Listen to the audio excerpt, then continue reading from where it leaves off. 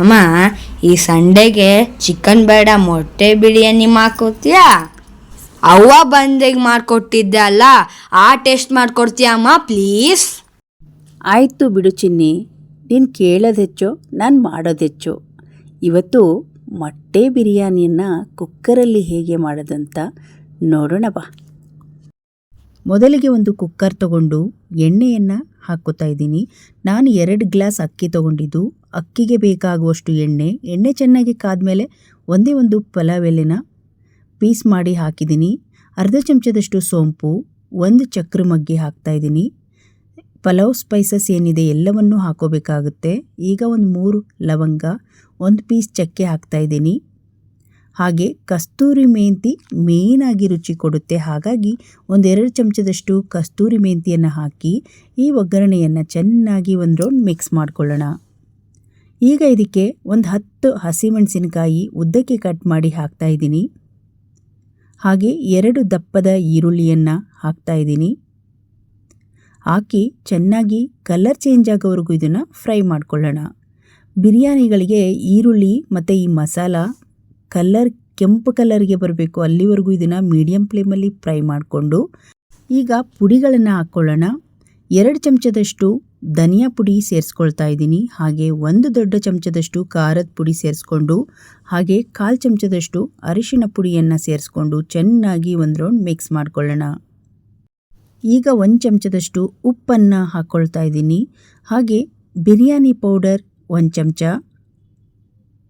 ಹಾಗೆ ಗರಂ ಮಸಾಲ 1 ಚಮಚ ಹಾಕ್ತಾಯಿದ್ದೀನಿ. ಬಿರಿಯಾನಿ ಪೌಡರ್ ಇದ್ದರೆ ಹಾಕ್ಕೊಳ್ಬೋದು, ಇಲ್ಲ ಅಂದರೆ ನೀವು ಸ್ಕಿಪ್ ಮಾಡ್ಬೋದು.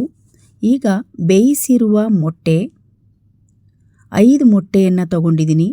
ಈ ಮೊಟ್ಟೆನ ಸಪ್ರೇಟಾಗಿ ಬೇಯಿಸ್ಕೊಳ್ಳೋದಕ್ಕಿಂತ ಈ ರೀತಿಯಾಗಿ ನಾವು ಬೇಯಿಸಿ ಎತ್ತಿಟ್ಕೊಳ್ಬೋದು. ಈಗ ಟೂತ್ಪಿಕ್ಕನ್ನು ತೊಗೊಂಡಿದ್ದೀನಿ, ಯಾಕಂದರೆ ಬಿಸಿ ಇರುವ ಕುಕ್ಕರಲ್ಲಿ ತೆಗಿಯೋಕ್ಕಾಗೋದಿಲ್ಲ, ಹಾಗಾಗಿ ಟೂತ್ಪಿಕ್ಕಲ್ಲಿ ಚುಚ್ಚಿಬಿಟ್ಟು ಈ ರೀತಿ ನಾನು ಹಾಕ್ತಾಯಿದ್ದೀನಿ. ಅದೇ ಎಣ್ಣೆಯಲ್ಲಿ ಚೆನ್ನಾಗಿ ಒಂದು ಸಲ ಮೊಟ್ಟೆಯನ್ನು ಫ್ರೈ ಮಾಡ್ಕೊಂಬಿಡೋಣ. ಮತ್ತೆ ಸಪ್ರೇಟಾಗಿ ಇದನ್ನು ಫ್ರೈ ಮಾಡ್ಕೊಳ್ಳೋದು ಬದಲು ಅದೇ ಎಣ್ಣೆ ಅದೇ ಒಗ್ಗರಣೆಯಲ್ಲಿ ನಾವು ಫ್ರೈ ಮಾಡ್ಕೊಳ್ಳೋದ್ರಿಂದ ಕೆಲಸ ಕೂಡ ಬೇಗ ಆಗುತ್ತೆ. ಟೂತ್ಪಿಕ್ಕನ್ನು ನಿಮಗೇನಾದರೂ ಕೈ ಸುಡುತ್ತೆ ಅನ್ನೋದಾದರೆ ಈ ರೀತಿ ಟೂತ್ಪಿಕ್ಕಲ್ಲಿ ಚುಚ್ಕೊಂಡ್ರೆ ಬೇಗ ಮೊಟ್ಟೆ ತೆಗಿಬೋದಂತ ಈ ರೀತಿ ಹಾಕ್ತಾಯಿದ್ದೀನಿ. ಹೀಗೆ 1 ನಿಮಿಷಗಳ ಕಾಲ ಈ ಮೊಟ್ಟೆನ ಇದರಲ್ಲೇ ಫ್ರೈ ಮಾಡ್ಕೊಳ್ಬೇಕು. ಇದರಲ್ಲಿ ಫ್ರೈ ಮಾಡೋದ್ರಿಂದ ಒಂದು ಒಳ್ಳೆ ರುಚಿ ಕೂಡ ಕೊಡುತ್ತೆ. ಹಾಗೆ 1 ನಿಮಿಷದವರೆಗೂ ನಾವು ಪ್ಲೇಟನ್ನು ಕೂಡ ಮುಚ್ಚಿದ್ದೀವಿ. ಮೊಟ್ಟೆ ಇವಾಗ ಚೆನ್ನಾಗಿ ಫ್ರೈ ಆಗಿದೆ. ಈ ಒಂದು ಬಿರಿಯಾನಿ ಗೊಜ್ಜಲ್ಲಿ ಮೊಟ್ಟೆ 1 ನಿಮಿಷಗಳ ಕಾಲ ಫ್ರೈ ಆಗಿರೋದ್ರಿಂದ ಒಂದು ಒಳ್ಳೆ ರುಚಿ ಕೊಡುತ್ತೆ. ಈಗ ಟೂತ್ಪಿಕ್ಕಲ್ಲಿ ಆರಾಮಾಗಿ ನಾವು ಎತ್ಕೋಬೋದು, ಇಲ್ಲಾಂದರೆ ಸ್ಪೂನಿಂದ ಕೂಡ ಎತ್ಕೊಳ್ಬೋದು.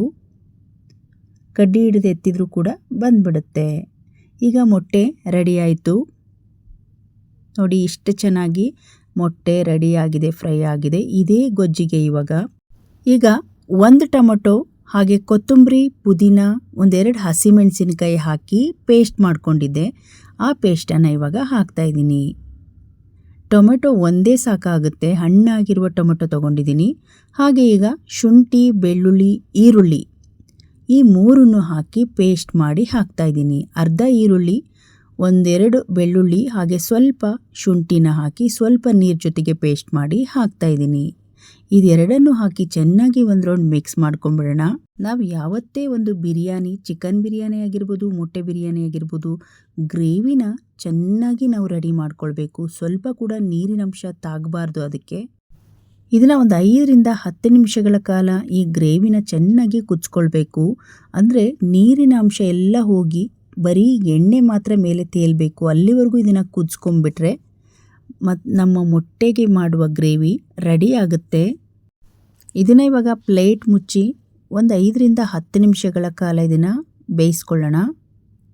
ನೋಡಿ, ಇವಾಗ ಚೆನ್ನಾಗಿ ಎಣ್ಣೆ ಬಿಟ್ಕೊಂಡಿದೆ, ಗ್ರೇವಿ ಸಖತ್ತಾಗಿ ರೆಡಿಯಾಗಿದೆ.